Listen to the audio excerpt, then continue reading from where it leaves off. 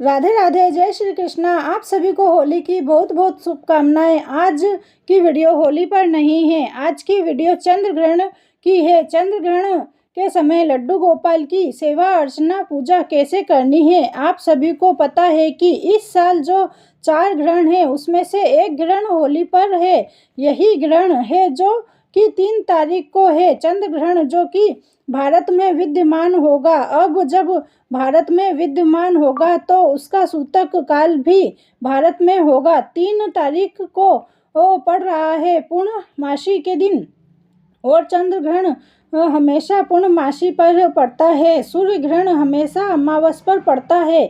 चंद्र ग्रहण में हमारे चंद्र देवता कष्ट में होते हैं और सूर्य ग्रहण पर हमारे सूर्य देवता कष्ट में होते हैं। चंद्र ग्रहण प्रारंभ होने का समय 3:20 का है।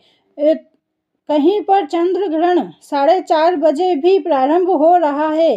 तो सूतक काल है वो चंद्र ग्रहण के 9 घंटे पहले शुरू हो जाता है और सूर्य ग्रहण के 12 घंटे पहले सूतक शुरू होता है। चंद्र ग्रहण 3:20 पर प्रारंभ हो रहा है, तो सूतक सुबह 6:20 पर प्रारंभ होगा।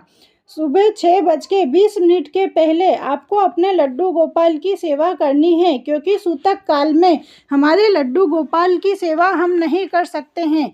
इसलिए आपको सुबह 3:30 से 4 के बीच में उठकर अपने लड्डू गोपाल की सेवा करनी है। सबसे पहले तो आप सुबह 4 बजे उठ जाइए और फिर पूरे घर में गंगा जल छिड़क दीजिए। अगर हो सके तो पूरे घर में पोछा लगा दीजिए और फिर आप स्नान कर लीजिए।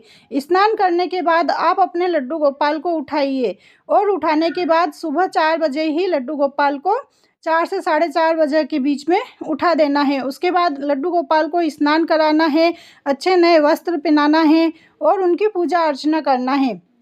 उसके बाद लड्डू गोपाल के लिए आप अपने घर में जो भी भोग बनाओ, उस वक्त जो भी आपसे बन सके, हलवा, खिचड़ी, कुछ भी, वह भोग बनाकर अपने लड्डू गोपाल को भोग लगाना है। और उसके बाद सुबह 6:20 के पहले पहले अपने लड्डू गोपाल को फिर से सुला देना है, क्योंकि सूतक काल में हम अपने भगवान को उठाकर नहीं रख सकते हैं, और इसलिए अपने लड्डू गोपाल को फिर से 6:20 के पहले पहले सुला देना है। और जो भी आप लड्डू गोपाल के पास जल रखो उसमें आप तुलसी दल डालो या कुशा डालो या फिर काले तिल डालो। इनमें से तीनों में से कोई भी एक चीज़ आप उस जल में डालकर ज़रूर से रखिए, क्योंकि जब भी ग्रहण पड़ता है तो जो भी देवताओं की पॉजिटिविटी होती है वो धरती तक नहीं आती। तो जो जल होता है, खाने की वस्तु जो भी होती है, सब चीज़ें अशुद्ध हो जाती है। तो तुलसी दल अगर आप उसमें डालोगे तो वो पवित्र ही रहेगा। तो आप उस जल में तुलसी दल डाल के रखिए और अपने लड्डू गोपाल के पास, अपने बाल गोपाल के पास ड्राई फ्रूट रखिए। तो उस ड्राई फ्रूट में भी आप तुलसी दल, कुशा या काले तिल, तीनों में से कोई भी एक चीज़ डालकर रखिए, जिसका भोग अपने लड्डू गोपाल को अगर भूख लगे तो आप उन्हें मानसिक भोग लगाइए कि अगर आपको भूख लगे तो आप ये खाइए और जल ग्रहण कीजिए। इतनी सेवा आप ज़रूर से कीजिए। और जब शाम को ग्रहण ख़त्म हो जाए, शाम को 6:45 पर, उसके बाद आप स्वयं नहाइए, हो सके तो घर में झाड़ू पोछा लगाइए और उसके बाद आप अपने लड्डू गोपाल को फिर से उठाकर स्नान कराइए। स्नान कराकर दूसरे वस्त्र पहनाइए। उसके बाद जो भी आप शाम को घर में भोजन बनाते हैं उस भोजन का भोग लगाइए तुलसी दल के साथ। और उसके बाद आप अपने लड्डू गोपाल को, अपने कान्हा जी को थोड़ी देर रात तक जगा सकते हैं, क्योंकि लड्डू गोपाल दिन भर से सोए हुए रहते हैं, तो आप रात को थोड़ी देर तक जगा सकते हैं।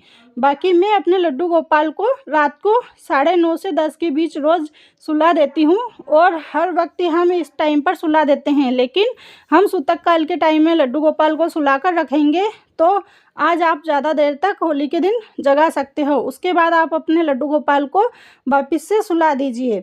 अगर आपको मेरी वीडियो अच्छी लगी हो तो वीडियो को लाइक कीजिए, कमेंट कीजिए, शेयर कीजिए। राधे राधे, जय श्री कृष्ण।